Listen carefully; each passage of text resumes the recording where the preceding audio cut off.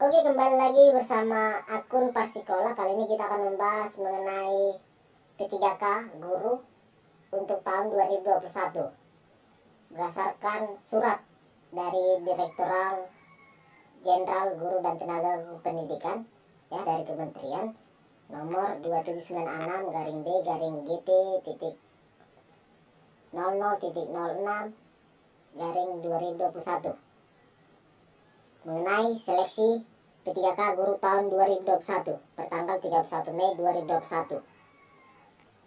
Di sini pada tahap ini, di dalam surat ini sudah ada alur-alurnya, yaitu ada sampai 6 poin ya, 6 poin. Dan alur pertama itu yaitu mengenai tentang calon peserta seleksi P3K guru ini. Siapa-siapa saja, mungkin sudah kita bahas di video yang sebelumnya. Yang kedua itu adalah pendaftaran peserta seleksi. Dari mana? Sudah kita bahas juga, sudah kita kasih portalnya, yaitu sscisn.bkn.go.id. Kemudian yang ketiga itu mengenai tentang disabilitas, ada kecualinya. Di sini dia ada suratnya, bisa diperhatikan, saya zoom. Nah, kemudian untuk seleksi P3K tahun 2021 itu meliputi seleksi administrasi dan seleksi kompetensi. Jadi untuk tahun ini kita hanya ada 2 seleksi. Yang pertama itu adalah administrasi, yaitu tentang pemberkasan kita. Yang kedua itu adalah langsung sekali seleksi kompetensinya, yaitu di bagian seleksi administrasi, yaitu dokumen-dokumen yang sudah kita upload di portal SSCISN ya. Itu adalah mengenai pas foto, kemudian scan KTP, ijazah, transkrip, kemudian dan sebagainya yang sudah kita upload ya. Nanti langsung diverifikasi secara langsung ya, maaf ya. Diverifikasi secara langsung oleh sistem.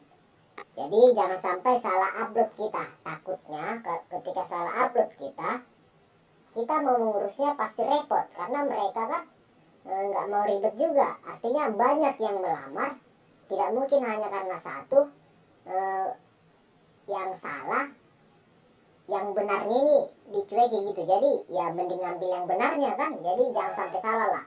Makanya selalu di saat live dari Instagram BKN mengatakan bahwa jangan terburu-buru karena batas waktu masih lama, karena tidak berpengaruh dia tentang cepat atau lambatnya akun terdaftar atau kita pilih formasinya, tidak berpengaruh. Jadi tetap santai supaya tidak salah memilih. Itu dia saat live selalu disarankan dari admin-adminnya. Yang kemudian tentang seleksi kompetensi dilakukan melalui tes kompetensi P3K guru, yaitu ada bagian-bagiannya apa saja tes kompetensinya, tipe-tipe kontennya. Ini saya tampilkan gambar tipe konten: kompetensi teknis, manajerial, sosial, kultural, pertanyaan, wawancara, dan poin-poinnya juga ada di sini, dan butir soalnya. Ini langsung saya download dari situs guru p3k.kemendikbud.go.id. Bagi teman-teman yang ingin penasaran juga untuk kebenarannya, ini benar ya, surat resmi ini yang saya upload kembali supaya sama-sama kita diskusikan. Untuk butir soal kompetensi teknisnya 80-100 dengan waktu 120, bobotnya 60%. Kemudian manajerial, butir soalnya 25, waktu 25, pastinya per menit ya, bobot 40%. Sosial kultural digabung itu ya. Kemudian wawancara digabung itu yang 40% itu. Untuk kulturalnya tadi 20 dengan waktu 15, wawancara 10 soal dengan waktu 10. Pastinya per menit ini semua dengan bobot 100%, dengan menit totalnya 170 menit ya. Itulah dia kira-kira kisaran soalnya itu 135 sampai 155 butir soal untuk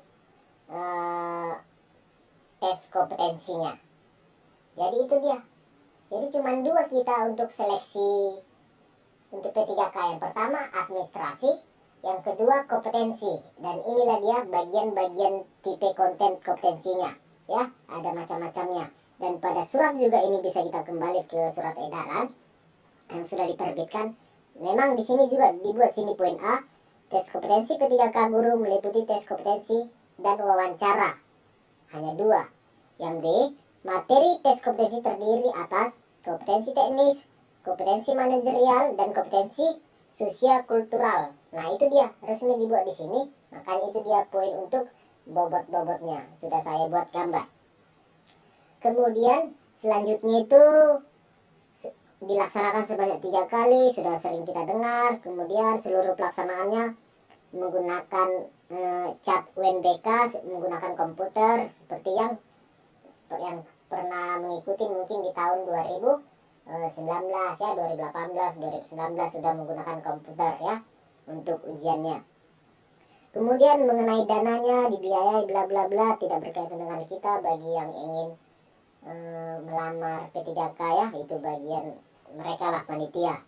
Dan itu mungkin, dan tertanda tangan dengan barcode scan Direktur Jenderal Bapak Iwan Syahril ya. Itulah dia untuk surat edaran ini dari Kementerian Pendidikan ya, Dirjen Guru dan Tenaga Kependidikan. Jadi kesimpulannya yaitu, ada satu poin lagi, yaitu mengenai kebijakan afirmasi dalam seleksi guru P3K.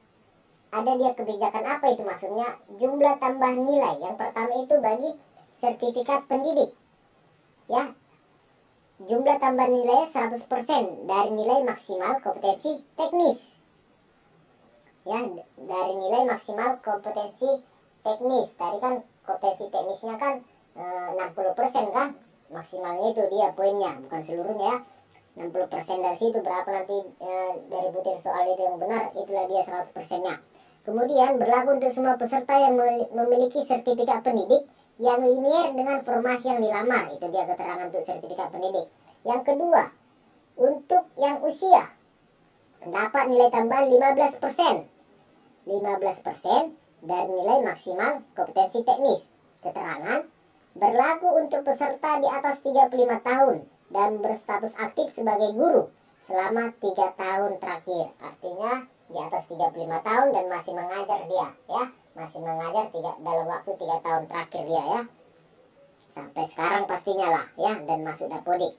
Kemudian bagi disabilitas poin tambah 10% dengan kriterianya juga di sini.